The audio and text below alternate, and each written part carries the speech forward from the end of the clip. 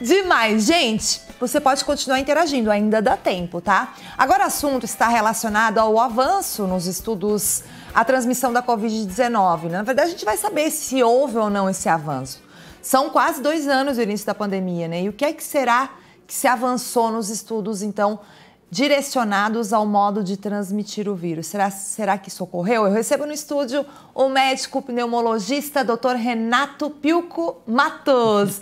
Boa tarde, seja bem-vinda. Boa tarde, Gi. Boa tarde a todos os espectadores do programa aqui da ND. Ai, muito obrigada pela sua participação. Acho bem legal a gente falar sempre sobre isso, sabe, doutor? Até porque a gente percebe, né, que houve, então, um avanço, eu falo mais uma vez avanço, mas eu digo assim, a questão das restrições, né? Tem-se aberto muitos espaços, enfim, para os eventos. A gente quer saber, então, doutor, se algo mudou no entendimento do modo de transmissão da Covid-19. Bom, nós temos percebido que a Covid-19, ela propaga pelo ar. No começo tinham algumas dúvidas em relação, será que eu preciso chegar em casa e lavar todas as minhas compras? Será que é mais pelo toque? Será que é mais pelo ar? E nós temos visto que a grande maioria das contaminações são pelo ar. Então, por isso é tão importante o uso de medidas que diminuam essa transmissão, né? A dificuldade da Covid é que a gente já começa a transmitir mesmo antes de apresentar sintomas.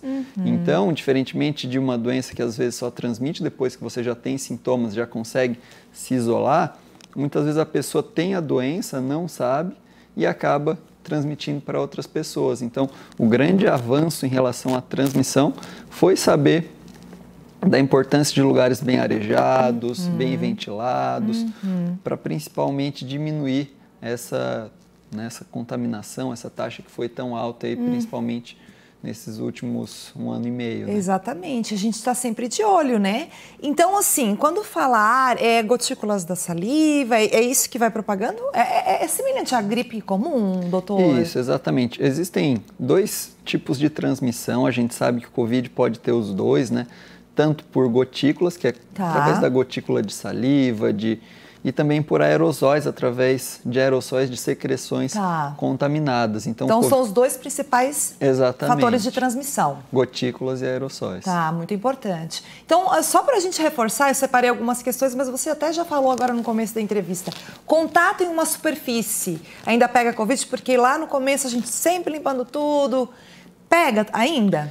Teoricamente pode pegar, mas só se tiver uma concentração de vírus muito elevada. Por exemplo, alguém com Covid acabou de tossir aqui em cima da mesa, acabou tendo contato logo em seguida, pode ter uma carga viral e acaba encostando ali, encostando no nariz, numa boca e acaba podendo teoricamente contaminar. Mas hoje a gente já sabe que isso é minoria, assim, talvez menos de 1% dos casos. A grande maior parte mesmo é por transmissão por via aérea mesmo. Interessante, né, gente? Agora, então, a questão das compras, você falou também. Ainda precisa todo aquele trabalho de 3 horas de limpar tudo, mas eu acho que entra meio nisso que você falou agora. Se alguém espirrou, tiver uma carga viral grande, é isso? Exatamente. Hoje, por exemplo, eu mesmo, né, eu não lavo mais as compras, como no começo até tinha esse cuidado, né? O grande cuidado que eu tenho hoje é com higienização de álcool gel, uso de máscaras, como eu falei, preferir locais mais bem ventilados, né? Isso acho que é o principal para a gente diminuir a infecção. E a vacina, né? Logicamente, a vacina também conseguiu diminuir bem essa taxa de transmissão. Agora, o uso de máscara, você falou ali, né? O uso de máscara em ambientes abertos ainda é importante se você está lá, de repente, isolado, sozinho, né? Nós temos questões de quem às vezes vai só com a família no parque, ou em grandes concentrações tem muita gente. E aí, qual é a sua recomendação para o uso de máscara? Essa é uma excelente pergunta, né? Foi uma discussão bem boa que a gente teve nas últimas semanas após o decreto aqui que voltou, né? Então eu acho que em relação às máscaras é uma discussão saudável, né? A gente vai progredir, eu espero a cada vez mais para tirar mais as máscaras, principalmente em lugar aberto, lugar bem ventilado, né? Por exemplo, num parque, ao fazer uma atividade física, a chance de transmissão num lugar aberto assim é baixíssima, né? Mas por outro lado, às vezes num centro socado, cheio, é um lugar aberto, mas ainda pode ter uma taxa de transmissão um pouco mais elevada. Então, o meu ponto de vista é que a gente vai caminhar para isso, mas que a gente não tem que ter uma pressa, né? A vacinação tem avançado, a taxa de internações tem diminuído, a taxa de pacientes na UTI vem diminuindo, felizmente, né? A mortalidade caiu bastante no país desde o início da vacinação. Então eu vejo como um processo natural, um processo gradual, né? Que a gente não tem que ter pressa para tirar as máscaras. A gente vai acabar tirando, mas a gente não precisa ser pioneiro, né? A gente pode ir indo aos poucos, tirando conforme a situação for ficando cada vez mais tranquila. E eu acho que a gente tem um novo comportamento, eu acho que tem um legado nisso tudo, né? Se é que podemos dizer que é algo positivo de pandemia, mas, por exemplo, o nosso comportamento aqui ocidental, né, doutora? A gente via que os orientais, principalmente o pessoal, os japoneses, por exemplo, tu via aquelas crianças desde sempre usando máscaras, eles tinham uma concentração populacional muito grande, né, doutor? E eu vejo, assim, que tem algumas coisas que eu acho que o nosso comportamento talvez mude. Desde a época do HN1, álcool em gel, que veio, né, para ensinar as pessoas os modos de higiene, né, e agora voltou com tudo na Covid. A máscara em certos ambientes, quando você estiver gripado, usar máscara, em ambientes muito apertados, usar máscara, independente de regra ou não. Você concorda também, doutor Renato? Não, eu concordo 100%. Né?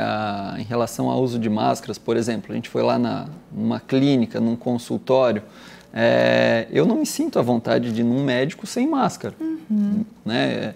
Até, um lugar geralmente um pouco mais uma sala, com outras pessoas potencialmente contaminadas. Lógico que lá na clínica a gente sempre faz uma triagem, vê com o paciente se ele tem algum sintoma mais sugestivo de Covid, para atender, às vezes, através de internet, teleconsulta, para não misturar o paciente infectado com aquele que não tem a doença.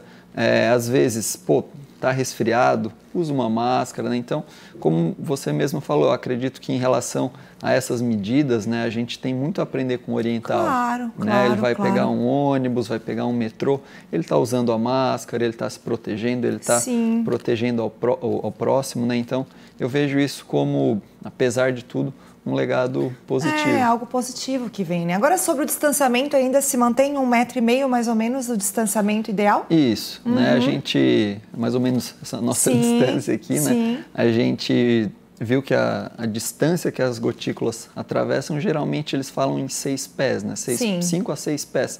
Isso em metros daria 1,5 metro, 1,80 metro, que aí a gotícula não chega a contaminar o próximo, né? Então, é por isso que acabou ficando famoso, digamos assim, esse 1,5 metro, 1,80 metro. O meu tamanho, mais ou menos. Vou deitar aqui para medir, mentira. Doutor Renato Matos, obrigada pela sua participação. Acho que foi muito legal, é bom dar um toque no pessoal.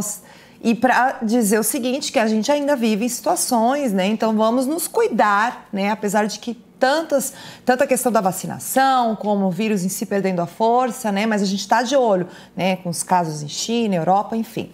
Doutor Renato, obrigada. Um abraço ao seu pai, doutor Renato Matos, também. Muito obrigado pelo convite, é um prazer estar aqui. E um abraço também a toda a audiência, lembrando aí as medidas de proteção, usar máscara principalmente em lugares fechados, aglomerações e também a importância da vacina. Uma boa tarde. Valeu!